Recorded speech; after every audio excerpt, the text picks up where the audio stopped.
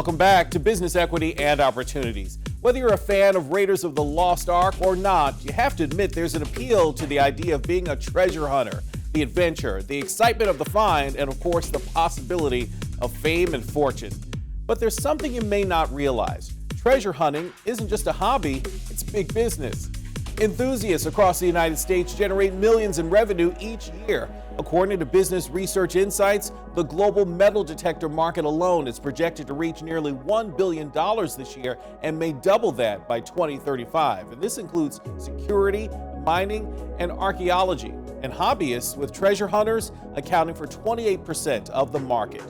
We caught up with Dr. C.V. Pratt, retired U.S. Air Force colonel turned real-life treasure hunter and author, who isn't just chasing history, he's written a book on it. This is Business, Equity, and Opportunities. Industry Focus.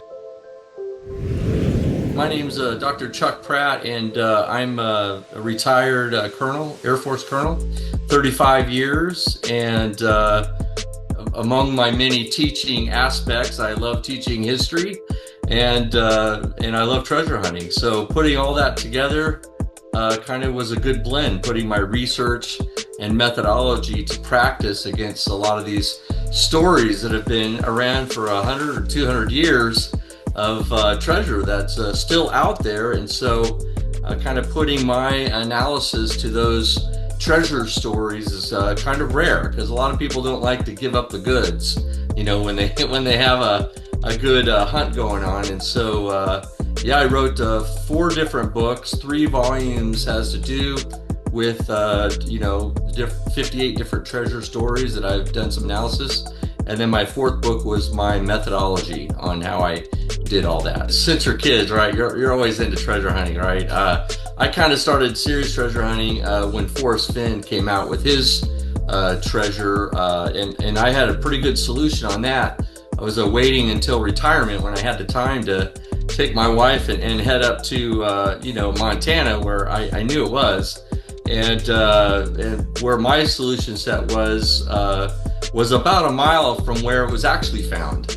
And his clues put it somewhere in the Rocky Mountains. So I mean, it crossed like 7 states or something. And so to be able to get a solution that was close kind of got the ball rolling. And then the last 3 years I've been instructing Saudi officers on joint matters, right? I'm a professor with Air University. I teach joint warfare planning. And so while I was there, I had some good downtime in my apartment when I was teaching, and saw, a good mentor of mine was W.C. Jameson, and he had a book called Lost Treasures of American History. So I started reading these stories, and they were great little short stories, 800 words, 1,200 words, story, very, very short. And, from stories he's collected and sources and stuff like that. And so I decided to kind of put my, 90% methodology rule that, in the military, that's what we use and live by. Do 90% of your research before you actually go out there and do something. And so I kind of applied that to these stories, and I found that no one else was really doing that. They're all satisfying, no matter what hunt I go on or research, because, when you do the research, it's like, you're doing 90% of the hunt anyway. So out of the 58 treasure stories that I've retold and gathered information from different authors, and then they're all fascinating. They all have an interesting history, an interesting story, and I found that the journey itself of this analysis, this writing, and then actually doing boots on the ground and looking for this treasure, the journey itself isn't actually, it's the treasure as well, right? Part of the treasure is the journey. And but we went to New Mexico. I thought that was fascinating, hunting down the lost mule train silver that was lost and hidden in around 1770. And the Spanish used to run a lot of mule trains from Cheyenne, Colorado, all the way down to Mexico City. And so they used to have to go through some hostile Native American territory to haul this treasure. So I did a site survey with my wife, and I think I think we're very close to something there. But it's just stunning, beautiful out there, Peg, I gotta tell you. And then recently, we just came back from Montana, and I think chapter 5 of my first volume talks about Justin Posey's treasure. So I think I have a pretty good search area there. I've notated in my books. And so we decided to fly out there and kind of see if the clues kind of match up. And so it was a really, really good trip, short trip, but it was a site survey. So, more to come this year, but they're all interesting. That is so very true. I got to be honest with you. And I've heard it a lot of times. You'll hear different authors say that, but I totally agree with that. The discovery of this history, and in some cases, kind of a lost history. Right? I'm not sure they're teaching this stuff in schools, and unless you're a history buff, you're really not going to know about these, treasures that the Confederate Army hid, or the Union Army, or the lost Indian mines, that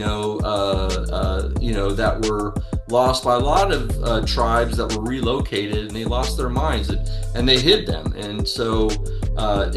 Or it's bank robbers, right? Blackjack Christensen robbing a bank in Grants, New Mexico, and then fleeing down into the lava beds and hiding his treasure out there.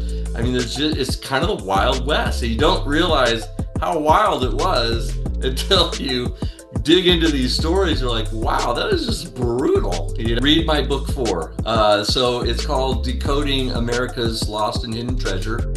And and it's paired with my series, If I Were You, A Treasure Hunter's Guide to America's Lost and Hidden Treasure. But this 4th volume is my methodology. I call it the 90% rule. It's a methodology for preparation and actually recovering treasure, right? It's the planning, the preparation, and the execution, so to speak. And so read that book, because I have like 10 chapters on everything from doing your research analysis. If you're not reading one of my 58 stories in my 3 volumes and you have a treasure that you're interested in, take this volume and really go through the chapters, because it digs down into doing environmental scanning, doing geological type scanning. I call it scanning, but it's just research, deep research on the characters.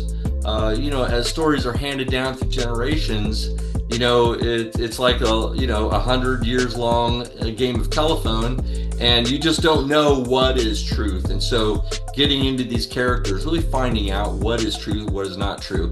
And then the execution part of it. There's a lot of laws and regulations out there on treasure finds, so be sure to do that. And then, just do all the research, do the 90% research at home.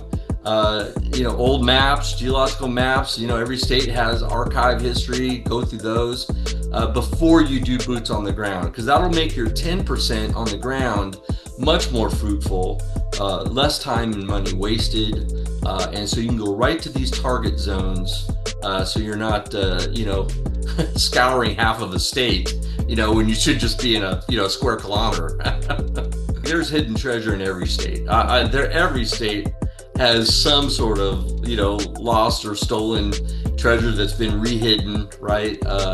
These bandits were all over the Midwest, the Southwest, the West, the East, and, robbing stagecoach, robbing trains, they hid stuff everywhere. So, yeah, Indiana, I'm not sure I did a lot of hunts, analysis and stories in Indiana, but I'll tell you what, there's a lot in the Midwest and the West.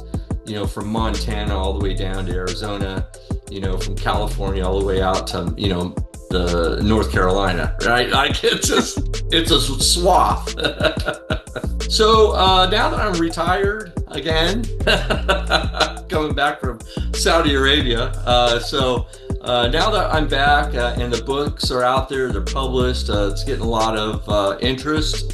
And so, but that's not stopping me from going out there doing my boots on the ground portion, right? I got 58 stories where I've done the research, and maybe only 2 or 3 of those that I've actually gone boots on the ground. So this year we're doing 4 or 5, really good hunts. One of them's in the Guadalupe Mountains in West Texas. And I have 3 or 4 chapters in my different volumes having to do with the Guadalupe Mountains. And it's good terrain, it's not too wooded, it's mainly rocky, and it's pretty open. And I think there's some treasure up there, hidden treasure. I would say lost, but like purposely hidden from stagecoach robberies and things like that. So we're gonna go to the Guadalupe Mountains. We'll go back again to Montana, and then again back to New Mexico. So this year is kind of packed through, a few treasure hunts that I need to do some more follow-up. I've done site surveys, but now it's time to actually, go put X on the spot. So that's what's next for Katie and I. Anyone that's interested, go to cvpratt.com, and that's my website. I've got my books all there. They're available on Amazon, and I have them on PDF. I have them on audiobooks. So there's a lot of different ways you can get the material. But if I were you, and it's interesting because when I wrote these when I was in Saudi Arabia, I couldn't be here actually hunting these down physically. So that's why I wrote the books, If I Were You, A Treasure Hunter's Guide to America's Lost Hidden Treasure. So, I encourage people to go out there, get off the couch, do an adventure, go on a journey. And I think you'll find it very fulfilling. Coming up next, meet the hosts of the National Federation of the Blind's Newsline Indiana. Don't go away. We'll be right back.